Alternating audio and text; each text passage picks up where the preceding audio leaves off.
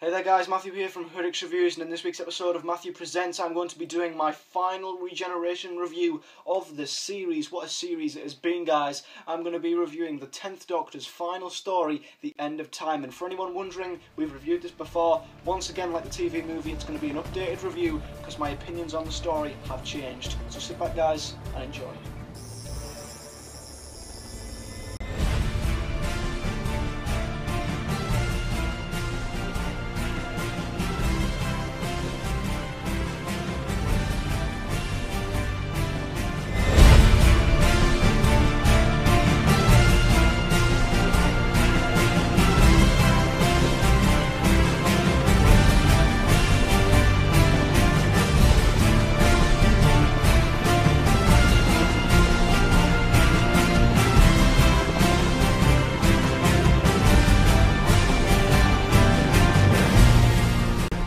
So then, on to the End of Time review, my final review of this series, which feels quite weird to say that actually, looking back, but yeah, I hate repeating myself, but there's obviously going to be that one person who's an idiot and doesn't listen, so yes, I'm not reviewing the Time of the Doctor, because myself and James have done that. It was the most recent review we both did together, so yeah, I'm not going to do that, and I'm not going to put myself through an hour of Tasha Lem.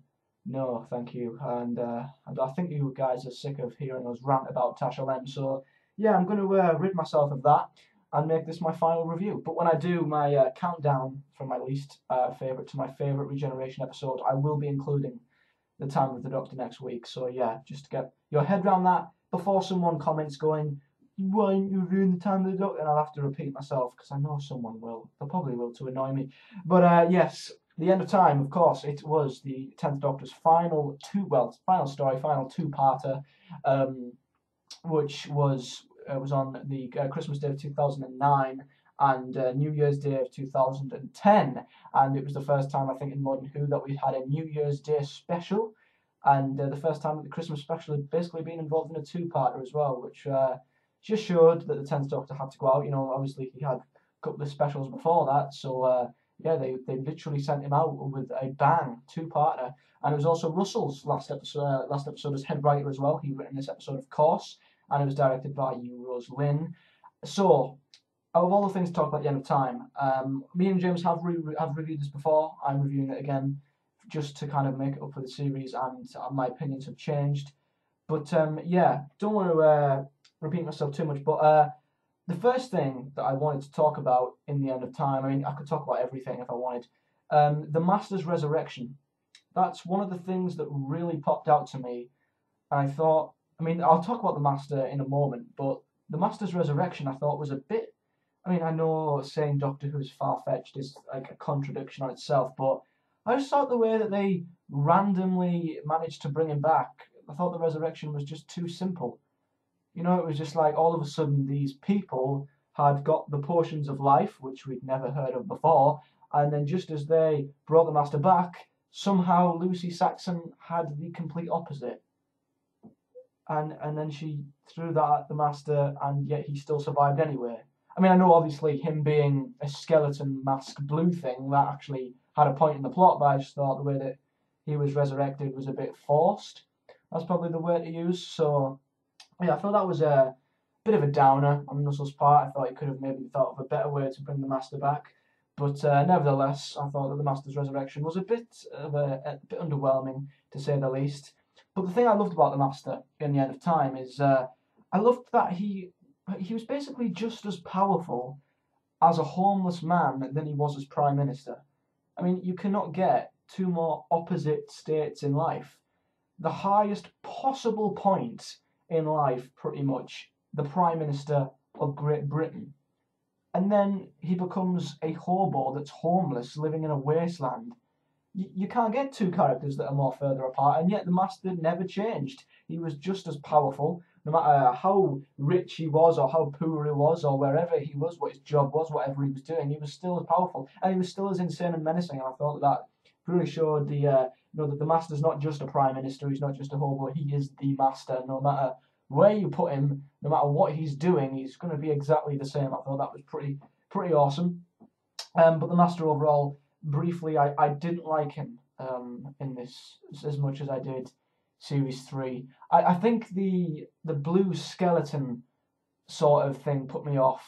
You know, I mean, the Master being insane and going a bit crazy is one thing, and him eating food really fast and, you know, making people scared, that's what the Master does. But I just thought the way that his face went blue, and somehow he managed to, kind of a bit like Iron Man, you know, the blue glow came out of his hands and he'd lift off and take off like Iron Man. I thought, Jesus.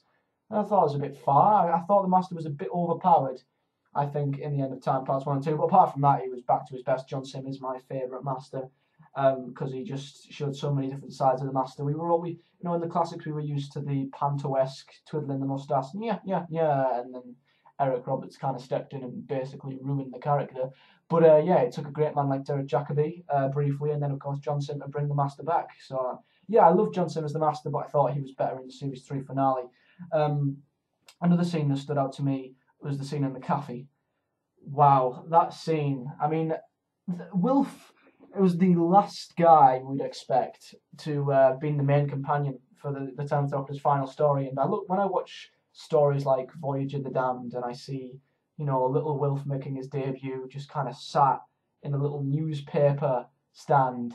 You know, that was the first time we really got to see his character. And to think that, like, literally a couple of years later, that's the guy that ends the 10th Doctor. It's really strange. And I thought, after all the companions, I thought Wilf stepped in and he showed that he could be just as good as a companion as any. And I thought his chemistry with 10 was amazing. And the way that the 10th Doctor opened up to him is something that we don't see very often with companions. And that scene in the cafe was, I mean, some people claim, and I'm going to get onto this later, it's like the most split episode of opinions, I think.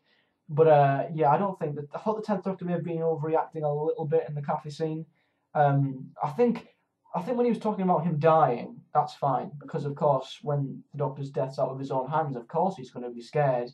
So I thought, yeah, him being scared of literally dying was fine, but him being scared of regenerating and turning into a new man, I thought he was overreacting a bit. I mean, I know the 10th Doctor had vanity issues more than any other, and he loved himself, let's just say that. But yeah, tearing up at the thought of regenerating, I don't know if that was just weird because we'd never seen the Doctor react like that before, but definitely the cafe scene, I think, was so emotional. Just the way that, you know, he was describing to Wilf how much he doesn't want to die, and saw Donnergan. I thought that was fantastic. But that was not the most emotional scene in the entire special between them two, believe me. And then there was the cliffhanger. Of course, there's loads of things I could talk about in End of Time Part 1, but I want to talk about the cliffhanger because loads of stuff happened in between. Then, of course, the Master created the Master Race, and and then we saw the Time Lords return. I thought the Master Race, again, was a bit overpowered. I mean, it worked. It was a great idea. It's not like it was flung together and it made no sense. It worked. And to be fair, I think in the end it actually made the story even better, to be fair. But yeah, the cliffhanger with the Time Lords, I mean, let's be honest, who saw that coming? I mean, my God, what a treat for modern fans. You know, we'd been teased about the Time Lords since Doctor Who had came back, and then all of a sudden, boom, there they are. And who better than Timothy Dalton to play Rassilon? Come on. I mean, you can't doubt that casting. That's fantastic to see Timothy Dalton play the Rassilon, and I'll get onto his Rassilon in a bit, but that cliffhanger, just the way he said, today's the day, and obviously finding out that he was doing the amazing monologues as well. You know, today's the day the Time Lords returned. It was just, talk about gasping for more. I mean, normally I wouldn't want Christmas Day to end, but as soon as I watched the End of Time Part 1, I was like, gee, right, screw Christmas. I want New Year's Day to hurry up. Fuck 2009, roll on 2010. Because, yeah, it left me getting for more. But, yeah, overall, if I was to rate End of Time Part 1, I'd probably give it an 8 out of 10. I think that's fair. I was going to give it a 7.5 out of 10, but I thought that was a bit harsh because I really enjoyed it. Maybe it was not as eventful, I think, as the End of Time Part 2, but 8 out of 10, I think, is a fair reflection on how good that episode was. Fantastic. On to End of Time Part 2. And yeah, seeing the Time Lords I thought was a great treat, as I said. And one thing that really strikes me is watching the Day of the Doctor and then watching the End of Time. It's weird because that old woman, the soothsayer, the one that's like a bit mental with the Time Lords, just the way that she like screams Gallifrey Falls, and I'm just like, that is really goddamn weird. Just the way, I mean, every time she shouts Gallifrey falls, I just want to go, no more. I really do. It's weird. It's just weird to see. And, you've got to really think about it hard. Is it a plot hole? The fact that Rassilon is there and there's no sign of any of the other Time Lords that we saw. But in the Day of the Doctor, they did say that the High Council had other plans. So, Moffat did well, I think, in the Day of the Doctor to kind of look at everything that happened before and kind of make sure he didn't do something terribly wrong, because we all know how good Moffat is at plot holes. I mean, creating them, not solving them. So, yeah, I thought he did really well. And watching the Day of the Doctor really brings back strange memories, I think.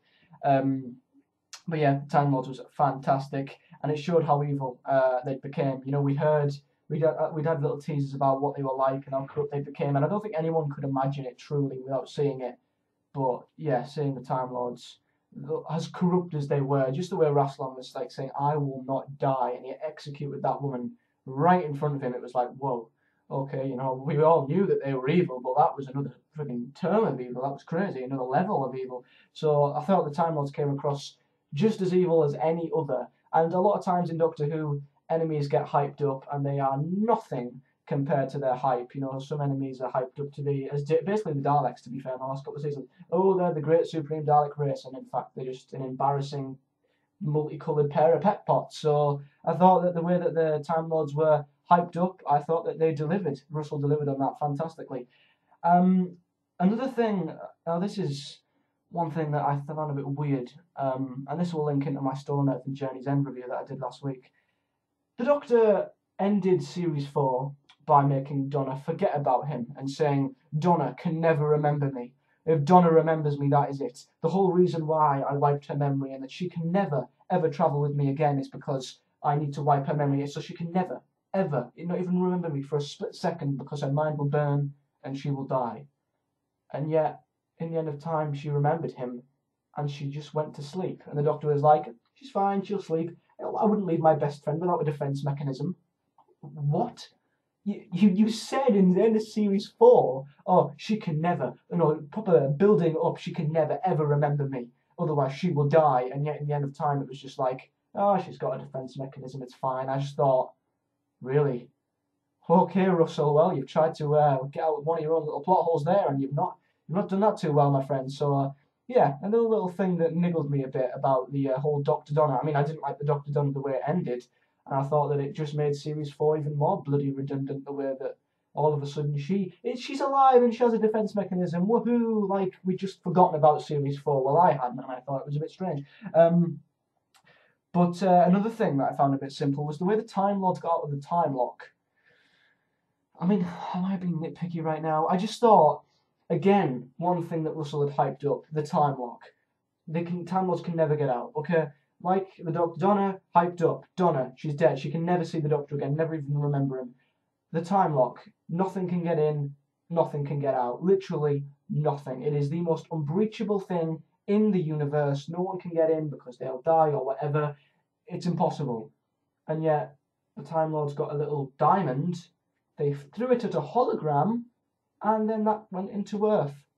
I mean, I know there was the whole thing of nothing can get in or get out, nothing except nothing that was already there. The noise when he was a kid and all that, but I just thought, once again, something that had been built up incredibly well, may I add, by Russell, was dropped completely like that. Thought that was a bit of another underwhelming little plot hole. But enough of that, because I'm not just going to talk about the bad things. I'm going to talk about another fantastic scene, which was on the ship between the Doctor and Wilf. And my God, this scene, it honestly brings tears to my eyes every single time. And when they're sat there and the Doctor reveals, I'm 906. And he's just like, I'd be proud if you were my dad. And then Wilf is trying to persuade him. I know that was such a great scene, just to test the Doctor's character, just to see how desperate he really was. Because at this point, I think we were all a bit worried how the 10th Doctor was going to react. We know how desperate he was to not die. So, for all we knew, he could go to any lengths. Lengths as far as to kill other Time Lords just to stop himself from dying. So that was a very big test of the Doctor's character. And 10 could have turned around and said, okay, fair enough, I'm going to shoot the Master. I'm going to not die and all this, like we thought he might have. But he didn't. And I thought that scene brought out not just the chemistry, but the heart-to-heart. Heart-to-hearts.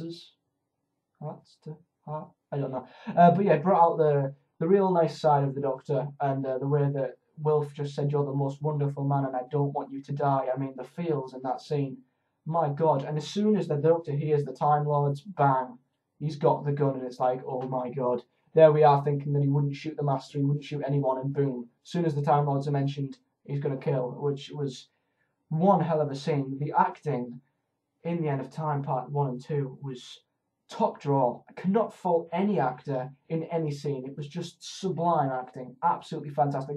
David put his best acting into his final performance, and so did Bernard Cribbins as well. I think they all knew, right, we're going to go out in the best possible way, and their acting was amazing, which led to his final Allons-y. The best Allons-y ever. I mean, I don't want to quote it because it's a very difficult quote to pull off, but he's just like, "A word of great consolation and wild endeavour," or something like that. "Consolation to the soul in times of need." What's that then? Allons-y. Oh, what a great scene. And he's flying down to Earth, fighting off the entire planet. And another one, I'm sorry guys, but once again, this is Doctor Who logic for you. Okay, let me go through a couple of regenerations with you. The Fourth Doctor fell from a TV tower that was 100 feet. We'll say 100 feet, 100 to 200 feet. Fell off a TV tower, killed him. Not dead, still not dead, he was lying there nice and conscious, but it did kill him. The Sixth Doctor falls off a treadmill or whatever the hell it was, a freaking exercise bike or whatever it was. He falls off that, hits his head from about 3 feet, kills him stone dead.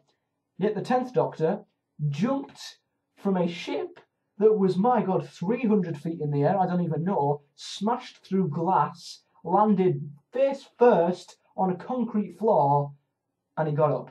And it was like, what? I mean, I know you're trying to make the 10th Doctor seem heroic, but that was a bit goddamn far. I mean, they could have landed the ship and he could have burst in with some great music, but just the way that they ended up landing it anyway to get Wilf down, so why did the Doctor have to jump out and smash it? It made no sense. That should have killed him stone dead anyway. So yeah, Doctor Who's been a bit, I've had a few continuity errors over the years, and I think that's one really. The 10th Doctor's just OP. Let's be honest, he could fall from the Burj Dubai and he could survive, who knows. But yeah, another little thing that kind of niggled me. But then it led to possibly my favourite confrontation, I think, without a doubt, in Doctor Who, in modern Who anyway, between the Master, the Doctor and Rassilon. How intense was that?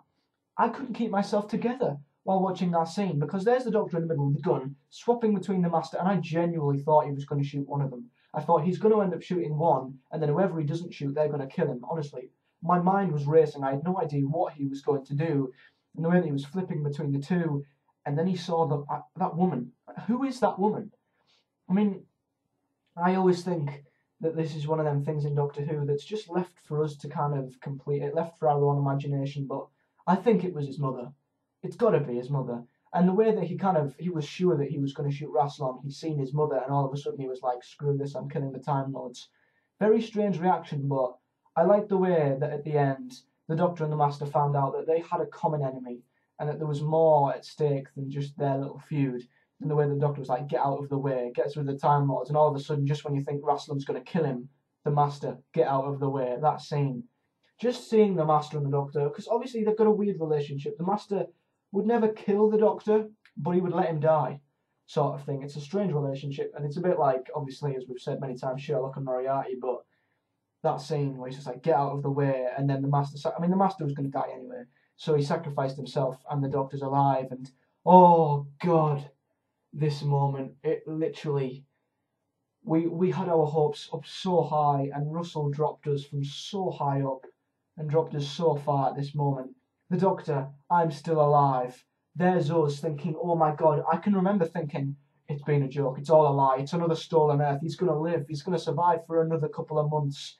We think he's alive, and then you hear the knocks. I mean, all of our hearts just sank. I felt my soul leave my body at that point. All excitement just left me. I didn't even know what to think. I was emotionless. Me and James watched it on New Year's Day, and we were both just, like, you could cut the tension with a knife. It was just stone quiet, stone dead, because we could just not believe it. It's like, it's got to be my favourite twist in Modern Who. In fact, one of my favourite twists in Doctor Who ever. You know, just the way that, And the direction from you, Rosalind, at this point, when you see Wilf in the background, and you think, oh my God, it was Wilf. You kind of slap yourself and think, how did I not know? But that was just so clever from Russell. So goddamn bloody clever. It wasn't Rassilon, it wasn't the Master. In fact, they were obstacles. It was Wilf all along. Jesus Christ, that was insane. And then the Doctor's acting. I mean, this is when his real vanity came out. You know, he managed to hold it in a little bit, but David's acting again, top notch. The way that he was throwing stuff around, saying it's not fair, kicking off like a little kid. And I think we all hated the 10th Doctor at this moment, because there he is saying, Wilf, you're remotely important. And it was like a low blow to Wilf. I felt so bad, and I was like, 10th Doctor's being a dick here. You know, it's like the end of the Waters of Mars. He's being an utter dick. And he just looked up, and then he realised, you know, what am I doing? You know, this is Wilf. He's a friend. You know, even though I've lived a lot longer than he has, he's an old man, and he deserves to live. And the way that he just kind of walks up to him and he's just like, live too long. That scene, them 5 minutes, them 10 minutes are just so thrilling, and you just cannot take your eyes off that. The writing is insane. I've got to say, the script for The End of Time is without a doubt probably one of the best scripts that Russell's ever written. And then he saves Wilf, and it leads to possibly the most split opinion part of any story in Doctor Who. His goodbyes to his companions. No one is on the fence with this. You either love it or you hate it.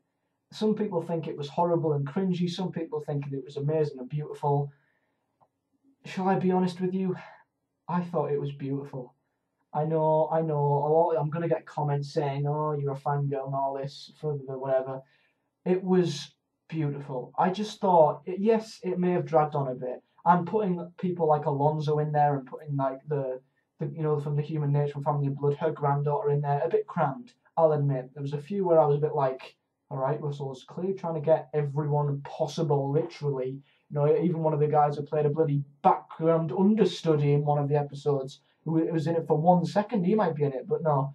I thought that they crammed a little bit, but I thought the idea of him seeing his past companions was beautiful.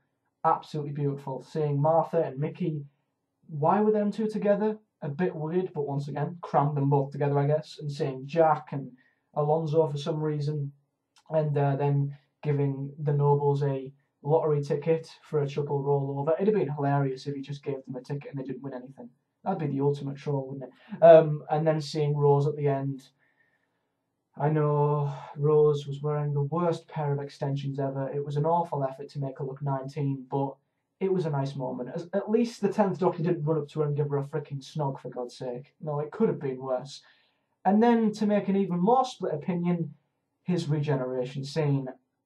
First of all, the soundtrack, Valade Chem, one of the most beautiful pieces of Doctor music ever. If, in fact, probably the most beautiful. And gets into the TARDIS, and his final words, I don't want to go. What are my opinions on that? This is going to get such a split opinion, because this, again, another thing that I love or you hate. I liked his final moments. I did. I thought it was a bit out of character. You know, he just overcame his vanity.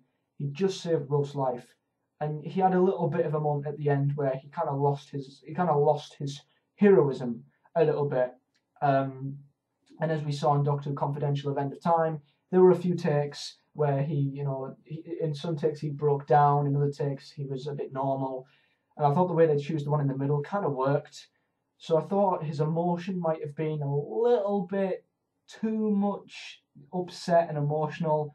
But I think what Russell was trying to do in that scene was connect with the audience. Because what were we all thinking at that point? We were all thinking, we don't want you to go. That was what we were thinking. And David just saying, I don't want to go, that's basically just breaking the fourth wall. And that's basically saying exactly what we were thinking. He's basically relating to every single fan watching. I think that was Russell's aim. I don't think he was bothered that it's the 10th Doctor. He just wanted to stab us in the hearts and twist the knife. That's what he wanted to do at them final moments.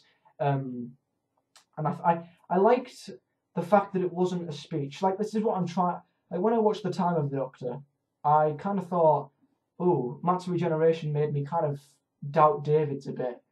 But now I've watched David's, it's made me doubt Matt's. Because now I think about it, when we think about no, when you think about it, but no.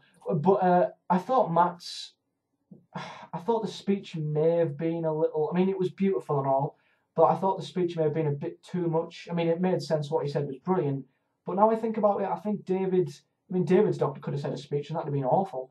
So I thought the way that he just had a few single, solitary, small words, that worked very well. And it might change because Matt was a speech doctor, so a speech might have worked better for him than it would have David.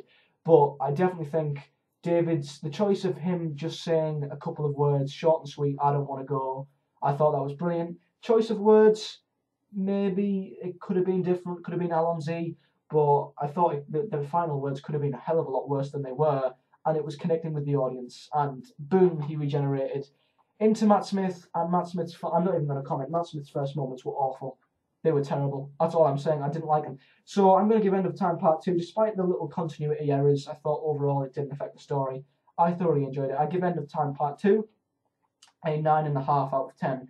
So now I'm going to conclude the entire story. End of Time was an action-packed, thrilling two-parter, to say the least, which was a great story for the 10th Doctor to go out in.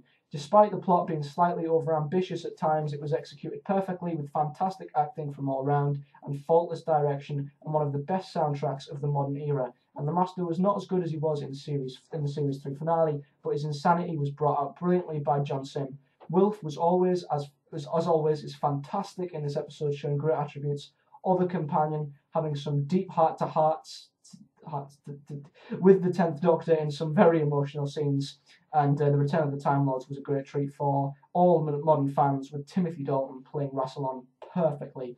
The death of Ten was so climactic and intense, I was on the edge of my seat, as David's acting was on a different planet, pardon the pun, and the plot twist had my jaw on the floor with the horror of the 10th Doctor having to have saved, not just got rid of the Time Lords, but the Master, but it came down to just saving one man's life, and it was one of the greatest plot twists, I think, in Doctor Who. And his goodbyes to the companions were beautiful, I think, and his regeneration was beautiful as well. Like I said, his final words could have been better, they could have also been much worse, but overall, the End of Time, it could have been better, of course, but as an episode, I will always enjoy it, and I will always go back and watch it time and time again. Brilliant send-off for the 10th Doctor as a character, and a brilliant send-off for Russell as a writer. The End of Time gets a 9 out of 10 overall. So that's it. That's my final review of the Regeneration series. So before I end this video, let's answer some comments from last week's review, which was of Stolen Earth.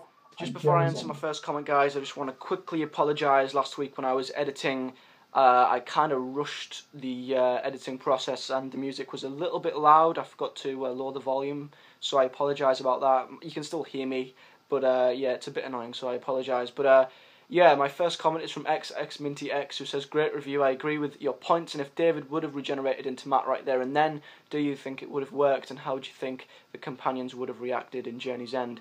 Well, I don't think it would have worked, because the David's, well, the 10th Doctor regenerating at the end of Stolen Earth and then in the beginning of Journey's End, he put all his energy into the spare hand. That didn't only just preserve the 10th body, it also gave Donna the opportunity to touch the hand, it feed into her, create the Metacrisis Doctor, and then that in turn made the Doctor Donna, who then flicked a few switches, and yeah, you know the rest, it was a terrible ending. So, it wouldn't have worked. If it had just regenerated into the 11th Doctor, then of course there wouldn't have been a Metacrisis Doctor, there wouldn't have been a Doctor Donna. So they'd have had to have ended it in a completely different way, which to be honest might have been better. And how do I think the companions would have reacted? Rose would have been very upset, because of course she is a 10th Doctor lover, she humps his leg. So yeah, she'd have probably been crying on the floor. Donna would have probably just been like, what the hell? And Jack would have probably went, ooh, younger. He looks a lot younger, and he'd probably have got excited. So, yeah, they'll have reacted in different ways, but it definitely wouldn't have worked. Billy McRandom asked, if you could delete any Doctor, which one would you delete, and can I be in the Hangouts? Well, obviously the Hangout question is a very difficult one, because we've got so many people who want to be in the Hangouts, so it's very difficult to say, yes, you can be in it, without saying, yes, you can be in it. So it depends on if there's people available, if we need people, and other reasons as well, so it would depend. But if I could delete any Doctor, would I delete any? I wouldn't delete any. I don't want to be a bore. I know it's boring, it's a terrible answer, but I think every Doctor has their place. Every Doctor's had their own little impact on the show, and it wouldn't be the show it was today without any of the actors who have played the Doctor. I think, I don't know. I want to give an answer.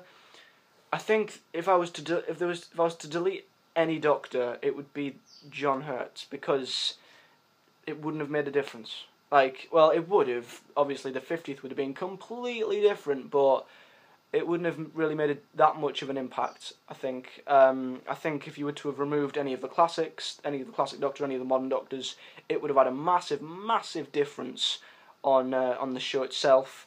But I think if you were to have removed John Hurt's Doctor, it obviously before the day of the Doctor it would have been no different, and it only made a slight difference now. So no disrespect to John Hurt's Doctor, because of course in the 12 Doctors Countdown he was at something like number 8 or something. So he's not the worst Doctor. None of the Doctors are awful. They're all fantastic, and they've all done their best they could for the show. So if it was my choice, I wouldn't delete any. But since you're asking for one, it would have to be the War Doctor. Davros Dude 98 says, brilliant review. I agree with almost everything said here. The ending was pathetic and Rose was irritating. I also wanted the Dalek to kill her. Other than that, I really enjoyed it. Do you think Davros will ever return? Well, I agree with what you agreed with me on. The ending was horrible. Rose is just, she was very irritating, and I do wish the Dalek had killed her instead. But yeah, do I think Davros will return? He will one day. It's inevitable. He will. You know, he always did throughout the classics. He obviously will in Modern Who at some point. If you were to ask me when, I really don't have a clue. I don't think it. I mean, the gap between Davros episodes in the classics were a good couple of years at least between each other. So he could come back in Capaldi's era. I'm not counting that out at all. But with the Master rumoured to come back, I mean, I know none of this is even confirmed, so I'm just stabbing in the dark right now. So the chances of him coming back in Capaldi's era, I think, are just as high as the Master coming back, to be fair. Nothing's been confirmed, so we can't say he will or he won't. So, yeah, I honestly do think Capaldi's Doctor, Davros, I think that would be pretty awesome. I think that would be one hell of a confrontation. So I hope he will come back in Capaldi's era. If he doesn't come back in Capaldi's era, he will definitely come back in the era afterwards. My final comment is from Robert Lithgow, who says, great review anyway, and I agree with most points. One question, what story do you think the Daleks are at their best in? I don't know if you meant all time or just Modern Who. So I'm going to maybe answer them separately. In the classics, I think the Daleks are at their best. Oh, in classics. Well, in the classic, I recently watched Remembrance, and I thought they were fantastic in Remembrance. I thought Remembrance is such a good story. They were also brilliant in Genesis, just because it was their original, it was their birth, so they were at their most ruthless then. They only had one aim, and they should still only have that one aim, which is to kill, but for some reason they've kind of drifted off into other things now. But either Genesis or Remembrance in the classics. Modern Who, Dalek. Without a doubt, it's got to be Dalek, just because in Modern Who the thing is that, you know, it's so cliched now that an entire fleet of Daleks, you know, basically millions and millions of Daleks want to take over the universe. That's the repeated cliched motive that the Daleks have nowadays. So I think seeing the Daleks, millions of them trying to take over the Earth or whatever, and then ultimately fail completely, that just makes them seem embarrassing and humiliating. So I think the fact that there was that story arc of one Dalek, just one Dalek, not taking over the world, just trying to escape, and I think the way that Dalek kicked everything's arse that came in its way was fantastic. I don't even think it would take a very, very, very good episode to beat Dalek, I think now. So yeah, in the classics, Remembrance or Genesis, and in Modern Who, Dalek by a country mile. So then guys, that is it. The final review from my Regeneration reviewing series, The End of Time. I started this series back in February when I purchased this wonderful box set, and it's been an honour, a privilege. It's been so much fun, not just purchasing this, not just owning it, reading it, but watching every single Regeneration story and giving you guys a review on it. It's been so much fun. It's been the best series that I've done on this channel without a doubt. I've thoroughly enjoyed it, and even though that there are only 10,000 in existence, try your goddamn hardest to get your hands on one of these. They may be a bit more expensive than their original price because they're that rare, but It's the best thing I've ever bought and my most prized Doctor Who possession. And it's also signed by Colin Baker, so honestly guys, if you can, get your hands on this box set. It's the best box set you can possibly buy. But apart from that, guys, of course, don't forget to drop a like on this video, subscribe to our channel, and comment below your thoughts and opinions on The End of Time. Give me your own little mini review and your rating out of 10 in the comments below, and of course I'll answer them at the end of next week's video, which will be a full-on conclusion to the entire series, as I'm going to be doing a countdown from my least favourite Regeneration episode all the way to my favourite. That will not be including the Day of the Doctor, because of course I didn't count that as a Regeneration story, but I will be including the Time of the Doctor. The reason why I haven't re-reviewed that is because me and James did that a couple of months ago. So yes, from the 10th planet all the way up to the Time of the Doctor, apart from the Day of the Doctor, I'll be doing a countdown from my least favourite to my favourite. That's going to be so much fun. But apart from that, guys, I've thoroughly enjoyed this series. I hope you guys have too. I'll see you next week for the conclusion, and until then, take care, and I'll see you next time.